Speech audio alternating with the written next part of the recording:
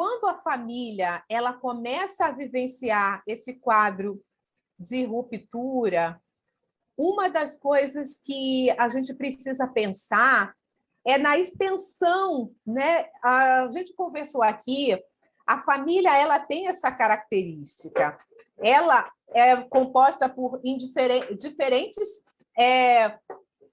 personagens, né? Assim, a família tem o provedor, tem a que cuida da casa, né? Tem os que saem para o trabalho, tem, né? Cada um vai exercendo um papel, uma função. Isso faz com que qualquer ruptura dentro disso cause algum tipo de consequência, né, que pode impactar a política pública. E a gente precisa pensar, né, quando a gente pensa, por exemplo, nos processos de separação, né, de casais, dessa ruptura, a gente precisa pensar no sentimento, né, porque, obviamente, essas relações elas são subjetivadas, né, cada um vivencia de uma forma, e vai levar para outros espaços também essas consequências, tá?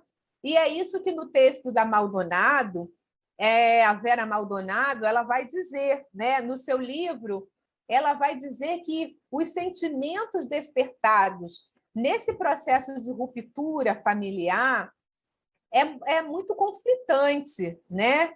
E ela vai dizer que o término do casamento traz, né, também consequências para os pais, né, do casal que separa, para os filhos e para os amigos. Ela costuma dizer, né, a autora, que a separação é um resultado de um longo processo e que assemelha, muitas vezes, à perda, né, da morte, porque causa dor, né? E esse vínculo, essa ruptura precisa também ser construída. Ela vai dizendo que a separação vai sendo construída passo a passo, de modo progressivo e implacável, né?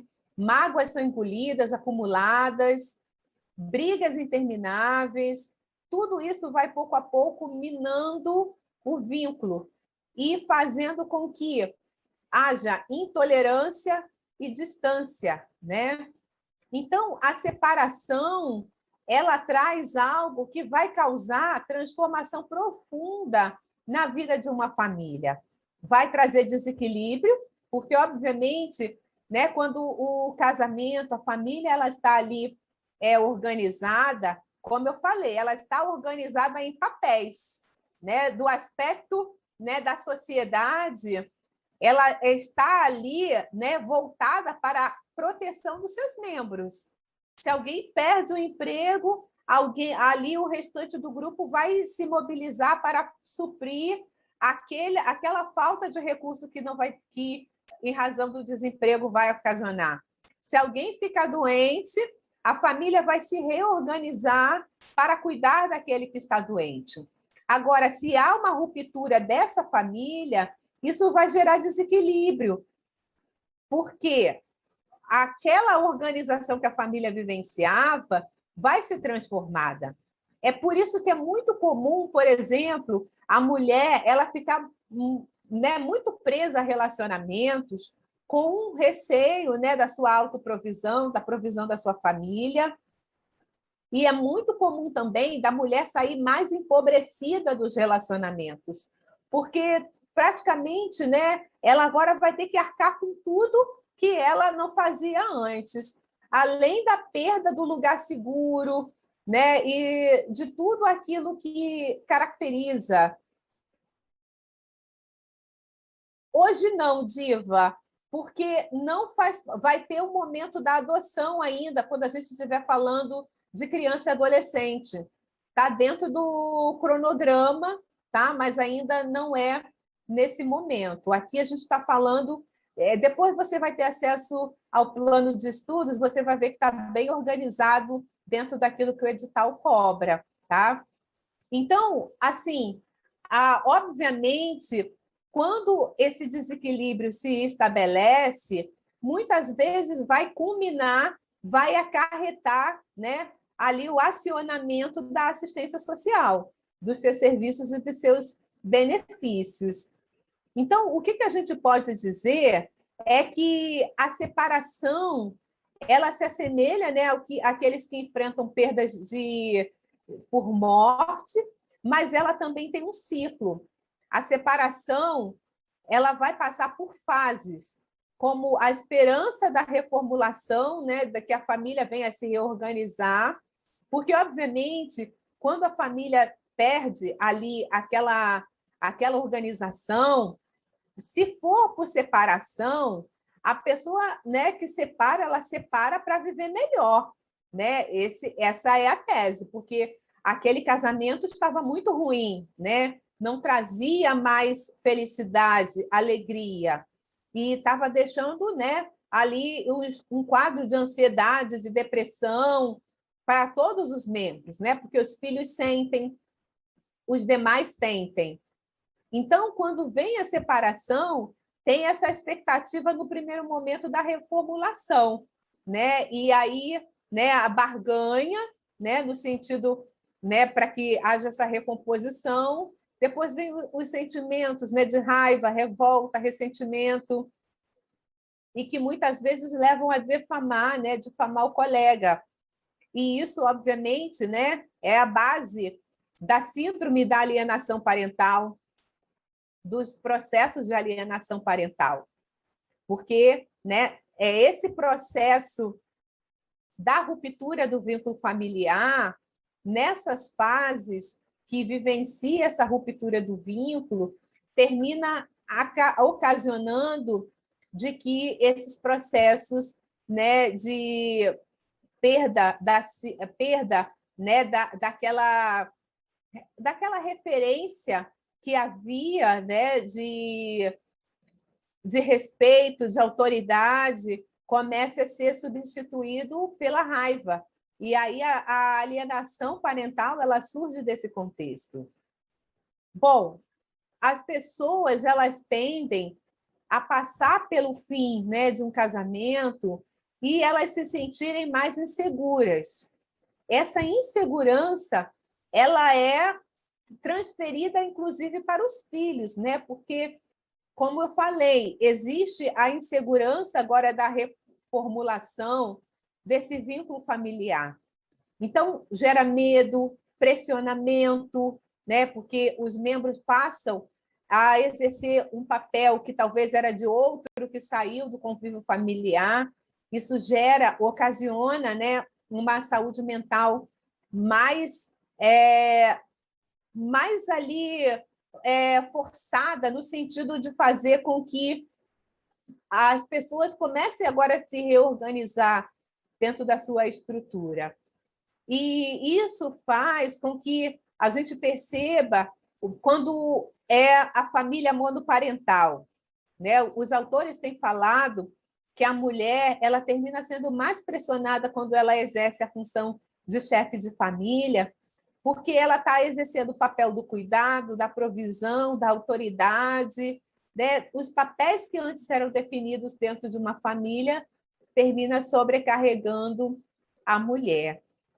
E quando isso acontece, né, o frágil laço afetivo, né, que a família agora passa a vivenciar, né, quando a gente diz que é uma família vulnerável, né, quando no programa assistencial, como, por exemplo, o Bolsa Família, né, coloca sobre a mulher, é no sentido de fazer com que essa organização os fortaleça, mas não necessariamente vai substituir, né, todos os papéis que dentro da família ali é necessário para aquela sobrevivência.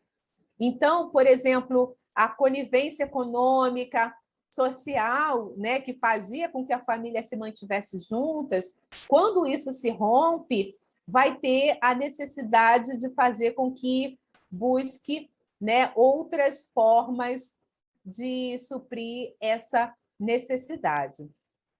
E aí, pessoal, existe uma condição de fazer com que as famílias elas venham para um caminho onde seja possível, né, ter um cuidado, uma autoproteção né, um cuidado constantemente.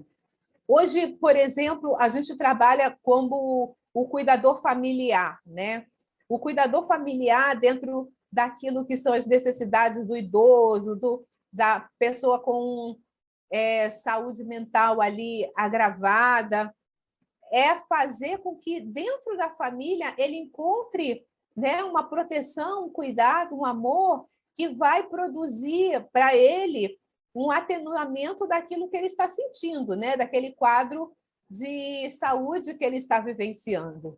Quando isso não aparece no ambiente familiar, isso termina fazendo com que a família se torne ainda mais vulnerável. A impossibilidade, né, de admitir dificuldade termina trazendo a decisão, né, sem dar ao outro a chance de saber o que se passa, né? A condição do diálogo dentro das famílias.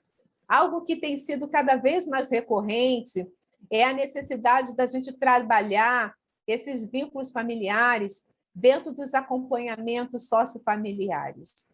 Obviamente, o assistente social não é o terapeuta familiar, né? Obviamente, tem os espaços apropriados, mas quando a gente pensa na ruptura, a gente está pensando exatamente na consequência social que isso vai trazer para todos aqueles que vivenciam esse quadro.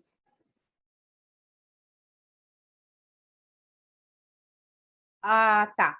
Vamos voltar na condição da alienação parental. Porque, obviamente, tem tudo a ver, né? Assim, a alienação parental, ela surge da ruptura familiar. Isso que a gente está tratando aqui, esse texto da Maldonado, quando ela fala dos sentimentos que envolvem a separação, ela está trazendo uma perspectiva que não é essencialmente subjetiva, né? Do aspecto da psicologizante, digamos assim, mas é uma abordagem da ruptura do vínculo familiar que afeta as relações sociais. Só que a gente falou aqui no início, né? No início de tudo, a família, ela é uma construção social, mas ela tem esse caráter, né? Que parece que é uma áurea que reveste, né? Assim, obviamente, dentro do cristianismo, a gente aprende que o casamento, por exemplo, é um sacramento, né? É uma coisa sagrada. A relação mãe e filho, né? A gente tem como um afeto assim de última, né, linha, é a coisa mais forte que existe. Só que nós temos indicadores que muitas famílias não têm nem o casamento como sagrado, né, porque o casamento termina sendo palco de violência, e também as relações afetivas, né, mãe, filhos, irmãos, pais, terminam também apresentando sinais de ruptura e de violência. Então, o que a Maldonado está trazendo é que quando há a ruptura, né, de um casamento, né, quando há a ruptura, né, de uma família, né, porque a gente pode entender que a ruptura do casamento, né, assim, as separações, né, qualquer seja a motivação dessa ruptura, ela vai trazer uma série de sentimentos. Esses sentimentos, né, é a base da síndrome da alienação parental, por exemplo. Porque a síndrome da alienação parental, embora esteja muito na discussão do serviço social, mas síndrome é uma doença, né, é uma patologia, digamos assim, né? É um transtorno de comportamento que é matéria da psicologia tratar. Mas a gente pode entender que dessas fases da ruptura do vínculo familiar é que surge a síndrome, né, da alienação parental, que a raiva, né, a revolta, o ressentimento que é inerente a essa ruptura, um dos genitores começa a projetar, né, para os filhos, principalmente, e também para o resto da família, uma imagem do outro, que é a imagem que ela quer que eles tenham. E é essa imagem construída dessa ruptura. Então, quando o assistente social lida com casos, né, de alienação parental, a gente precisa entender que a alienação parental ela é construída muito antes dela aparecer, né? Ela é construída dentro exatamente desses processos onde o vínculo familiar rompido vai passar por algumas fases, né? Até que dentro dessa fase da alienação parental traz uma característica de denegrir a imagem do outro em relação diante dos filhos, principalmente. E embora a gente saiba, né, que a família já está ali dissolvida, né, que os pais já não convivem, mas a gente precisa pensar, né, a gente falou mais acima, que mesmo fora do domicílio, o pai ainda é parte da família. Mesmo que a mãe mora em outro domicílio, ainda é parte da vida do filho, é família. Então, a alienação parental, ela vem exatamente para vulnerabilizar ainda mais essa família. Por quê? Ela vai impedir, por exemplo, né, nos processos de guarda, né, nos processos de alimentos, isso se dê de uma forma, né, assim, consensual, pacífica, né, aquelas condições, né, que a pessoa que está exigindo a guarda exige que seja ali assegurado, né? Muitas vezes vem embutido, né, esse sentimento de alienação parental porque quer atacar o outro, quer fazer com que o outro pague por aquilo que é a ruptura da família, né? Então, assim, não é simplesmente querer que a pessoa exerça o direito da criança e do adolescente, né, de ter o alimento, né, de ter ali a sua provisão, mas acha que está gastando agora com outra, está fazendo coisas que não são importantes. Então, traz toda uma característica. Eu não sei quem já teve a experiência aqui de ver um processo judicial, mas nos relatos, assim, você vê situações que são assim espatafúrdios, né? Assim, a pessoa está gastando dinheiro, comprou casa, comprou isso, e a gente está aqui com esse valor. Então, é muito comum de ter, em meio a esses processos de, né, ruptura familiares, os sentimentos que estão na base de muitos processos que o serviço social lida, né? Obviamente, a gente tem uma visão, né, da questão social, né, de como que essas relações incidem sobre a condição e qualidade de vida, mas o que eu quero mostrar para vocês é como que essa questão da subjetividade e das relações sociais, né, objetivamente falando, estão estabelecidas. Não sei se eu consegui responder, né, a dúvida da colega, mas o que a gente precisa olhar dentro desse texto aqui das rupturas conjugais é como que essas rupturas impactam, né, a recomposição familiar, como que essas rupturas conjugais impactam nos relacionamentos entre pais e filhos, né, e como que essas rupturas conjugais vai afetar, né, essa rede de proteção que a família é. A gente tem, obviamente, a gente tende, pelo senso comum, a olhar para as rupturas conjugais sem problematizar aquilo que é a extensão que isso está trazendo e o impacto que isso vem a trazer para a política pública, né, sobretudo da política de assistência social, né? Por isso que é muito importante, assim, muitos processos multidisciplinares onde o assistente social e o psicólogo podem atuarem juntos, porque vai ter aí uma visão mais ampla dessas problemáticas, né?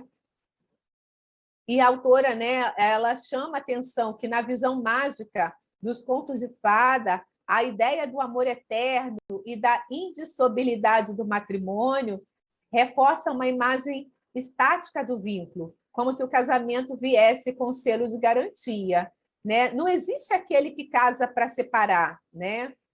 Essa ideia assim, a gente vai viver, se não der, a gente separa, é assim uma autoproteção que as pessoas terminam encontrando, já pensando na possibilidade, né, de se machucarem, de ter aí uma separação dolorosa.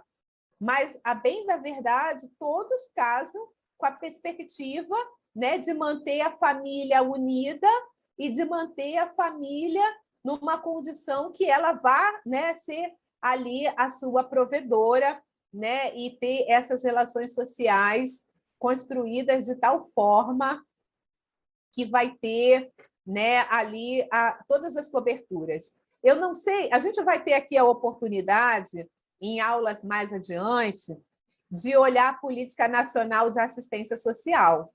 Mas a Política Nacional de Assistência Social, ela traz a garantia, né, a segurança do convívio, né, e a segurança, né, da convivência familiar, comunitária, que é exatamente construir ambientes familiares e relacionamentos saudáveis.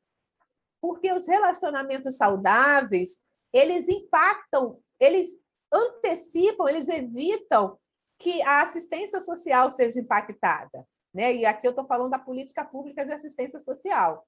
No caso, né, vocês vão fazer uma prova para a área da saúde, e a gente viu, né, por exemplo, quem acompanhou a primeira live que eu fiz de um texto que está na bibliografia desse edital que nós estamos estudando, que é aquele guia de atendimento à mulher vítima de violência, e ele vai chamar a atenção de como que para a mulher que está numa condição de uma situação de violência, mas para ela é muito difícil romper com esse casamento, romper com essa relação, ainda que tóxica, porque traz toda essa construção cultural, né, que reifica a condição do casamento. Né? Quando a gente fala, quando a autora lembra, né, que a visão mágica do conto de fada dos casamentos permanece, está no simbolismo, principalmente das mulheres, mas também de muitos homens, é aquele ambiente que parece ser, né, o ambiente de perfeição, né, o que se deseja.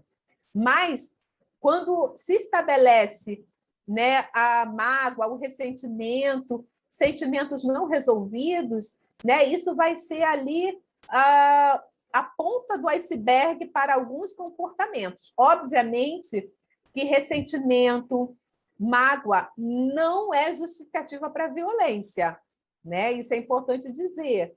Mas, quando as pessoas começam a vivenciar esse clima, tanto a mulher quanto o agressor, eles não querem sair do relacionamento, né? A mulher demora muito a sair do relacionamento. O homem agredindo, mas não quer sair do relacionamento, né? Porque tem toda essa construção, essa representação social construída em torno do casamento, né? Vai vivendo um faz de conta que pode cair por terra a qualquer momento, né? Basta qualquer um ter a coragem de fazer a denúncia, principalmente quando há violência. Então, o amor nem sempre é o protagonista, né, nesses relacionamentos familiares. E aí é o que eu estava falando para vocês, né? A assimetria das relações nos ambientes familiares. Tem poder? Ah, Cláudia, como que uma família vai ter uma disputa de poder, né? Existe a disputa da mãe que quer encaminhar as escolhas dos filhos, a mãe que quer trazer os filhos para si e não para o pai que quer trazer os filhos para si e não para a mãe. Esses jogos, né, como a autora aqui está falando, isso mina o relacionamento familiar, o vínculo familiar, né? E é interessante que a política pública da assistência social, né, pensa nesse fortalecimento da família. Mas, quando a gente adentra nessas relações mais internas que existem dentro da família, a gente vai perceber todas essas dificuldades.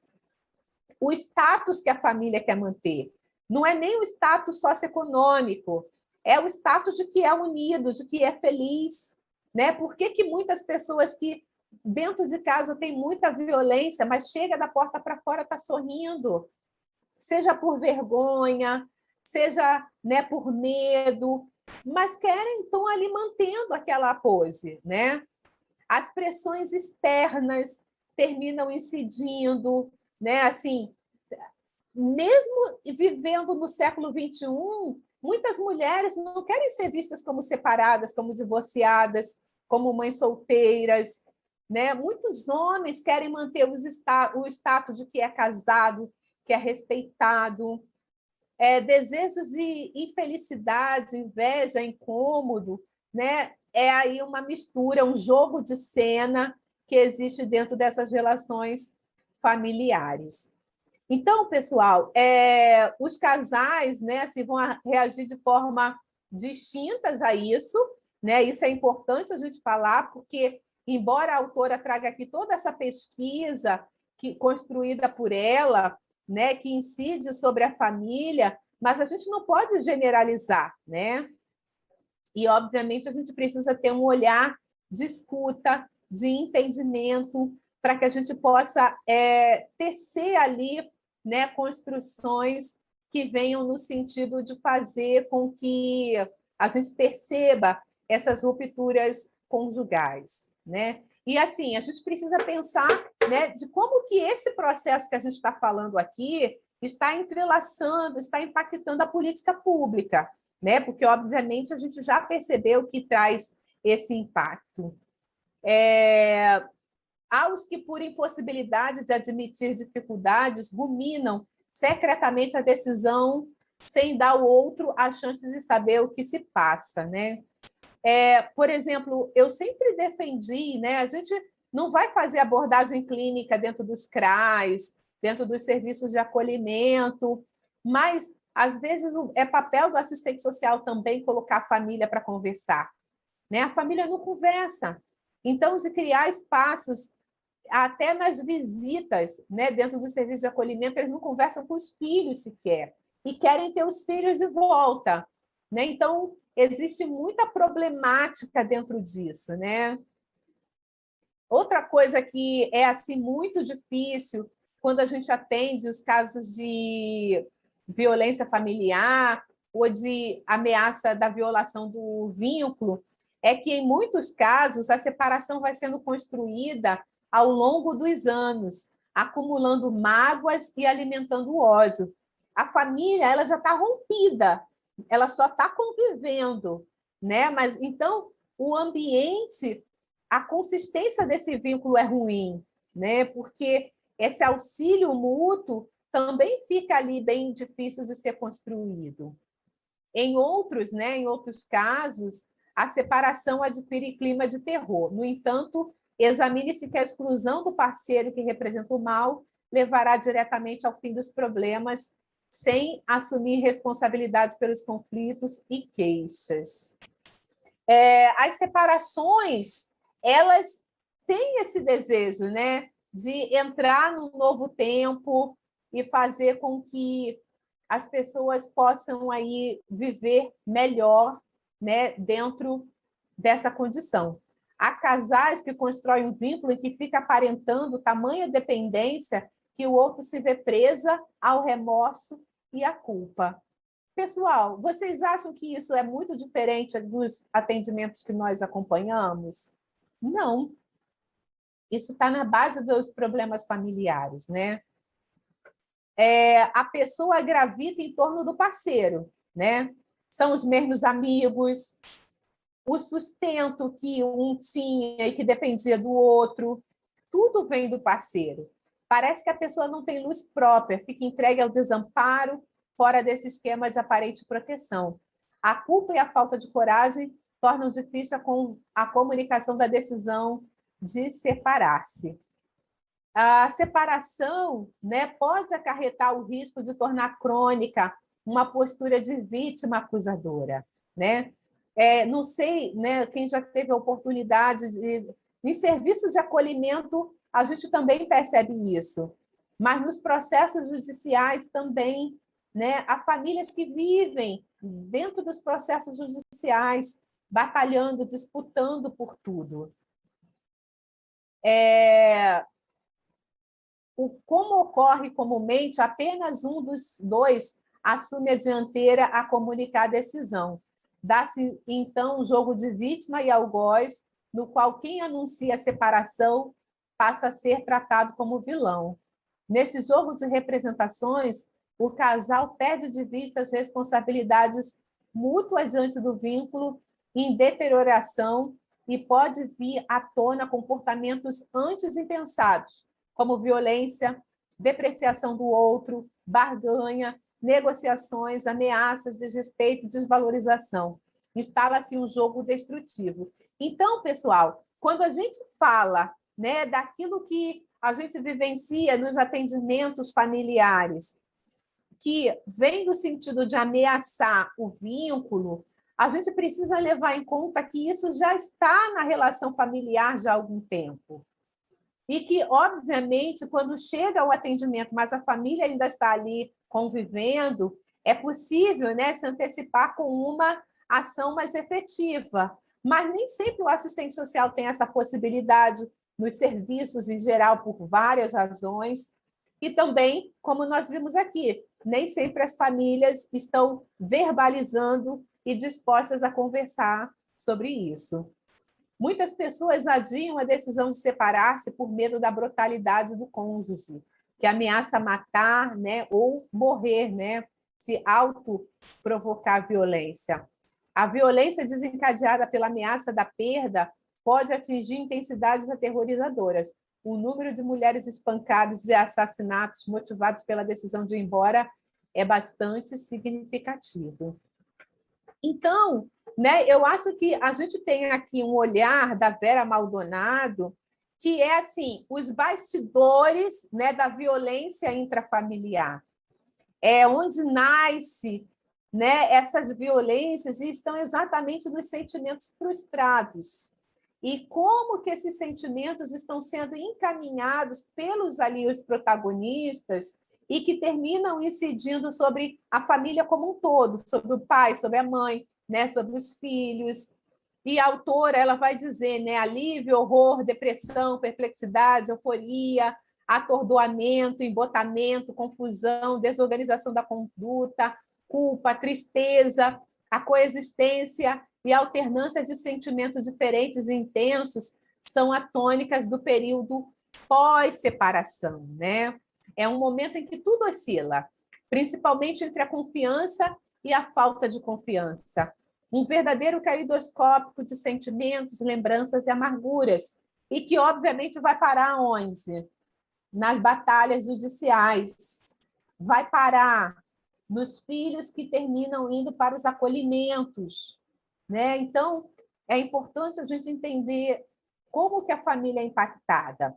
Há pessoas que se protegem do impacto emocional da separação, fazendo uma anestesia, uma defesa de anestesia afetiva total, né? O que é anestesia, né, afetiva? Eu estou tão estranha, não consigo sentir nem alegria nem tristeza. As pessoas falam, né? Elas estão assim, suspensas no seu sentimento. É como se a ficha ainda não tivesse caído, ainda não estão se vendo dentro daquela realidade e aí não conseguem sentir nada, nem alegria, nem tristeza. E há quem se isole, preferindo estar sozinho, né? Então, essas rupturas conjugais, né, elas costumam intensificar ainda mais quando, além da ruptura da convivência, há mudanças muito radicais da vida, né, do estilo de vida, como, por exemplo, uma queda no nível financeiro, a necessidade da mulher procurar trabalho depois de passar anos restrita às tarefas domésticas, né? Isso está na base dos nossos atendimentos. É incrível também a transformação da memória. A pessoa se lembra dos fatos com distorção, conforme lhe convém, né? Vai lembrar das festas familiares, mas não do período que estava juntos, né? Mas vai lembrar daquilo que é seletivo para ela agora, né? Omitindo certos detalhes e ressaltando outros para confirmar sua versão sobre a separação. As pessoas vivem criando e recriando o próprio passado. Então, pessoal, a gente está vivenciando aqui, né, vendo aqui, como que a necessidade de se trabalhar também a separação, a perda do vínculo. Quando a gente fala que na assistência social, né, a gente trabalha na proteção especial com o vínculo rompido, mas o que se busca, em primeiro lugar, é a restituição familiar, né? É voltar para a família de origem, fazer com que aquela família conviva novamente. Mas, obviamente, né, a gente tem o tempo, né, do acolhimento, né, que o Estatuto da Criança e do Adolescente coloca lá como 1 ano e 6 meses, né, os 18 meses. A gente tem a necessidade, né, da mulher que está abrigada, às vezes, ela também quer refazer a vida, né? Ela está no serviço de acolhimento, né, com receio de se reestruturando, né, para começar a sua vida, mas a gente sabe que isso precisa ser construído também. É necessário fazer um plano, né, de acompanhamento, de atendimento multidisciplinar para que isso aconteça. A separação é uma queda do ideal familiar e o seu impacto é vivido também por aqueles que cercam o casal, em especial os filhos. Pessoal, e assim, embora a gente está falando aqui, né, de rupturas conjugais, porque é assim que o edital nomeia, mas a gente precisa também pensar, hoje a gente lida com a separação de homoafetivos, a separação, né, de pessoas que vivem juntas. Então, tudo isso tem um impacto, tá?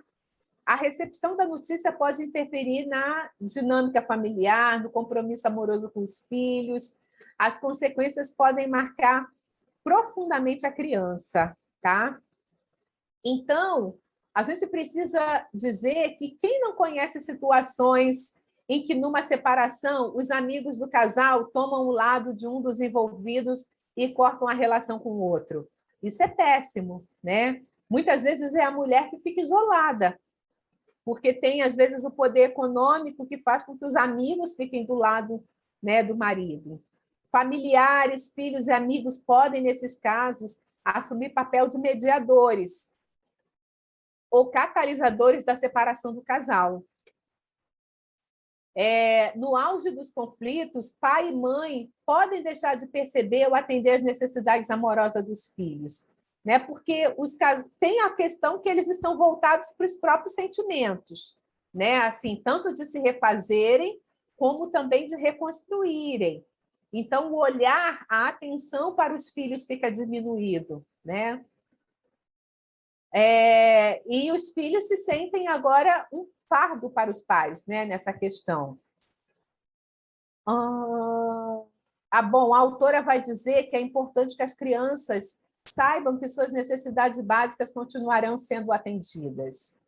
Afinal, a separação dos pais implica também em uma reorganização de sentimentos e hábitos da criança. Pessoal, tem alguma dúvida, por enquanto, a respeito disso? Tá? Assim, a gente sabe, né, que o que a gente está olhando aqui são processos que impactam as famílias, mas que isso vai repercutir, né? A gente vai olhar aqui como que, por exemplo, isso impacta, né, nos processos de tutela, de guarda, né, como isso impacta na questão, né, daquilo que é o olhar, né, na assistência social para esse processo de fortalecimento do vínculo familiar. Então, né, entender dessas relações aqui, desses pormenores, vai nos ajudar a compreender, né, como que as outras, né, essas outras formas que o serviço social trabalha também vai incidir, né? A separação para os filhos é uma passagem de vida da maior importância, né? Muita coisa muda. A rearrumação é extensa. A perda do convívio com o pai e a mãe na mesma casa, a possibilidade de perda do convívio cotidiano com os irmãos, a modificação de hábitos e rotinas, a modificação do padrão de vida. Os primeiros tempos de adaptação costumam ser difíceis, né? E isso até pode ocasionar, né, a baixa no rendimento escolar. Não é raro o aumento de sintomas, tais como dor de cabeça, febre, diarreia, vômitos, perda ou excesso de apetite. Por vezes, o sintoma é uma linguagem que fala das reações de angústia, pela dificuldade de viver com pais no casamento conturbado ou no período de adaptação após a separação. Contudo, nem sempre a separação é traumática, tá? Obviamente, né, tem, né, situações que vão passar ilesa por isso, né? Mas a gente está falando daquilo que termina indo para os atendimentos do serviço social. O contexto social tem repercussões importantes na conceituação de acontecimento traumático, né? Recompor famílias com um casal de homossexuais, por exemplo, e seus respectivos filhos de uniões anteriores, ainda não tem um espaço social de validação, despertando discriminação, críticas e marginalização fora do próprio grupo de apoio. E aí, né, a gente termina vendo uma série de situações que vão aí estar na base daquilo que é essa condição de impactar a família dentro dessas situações.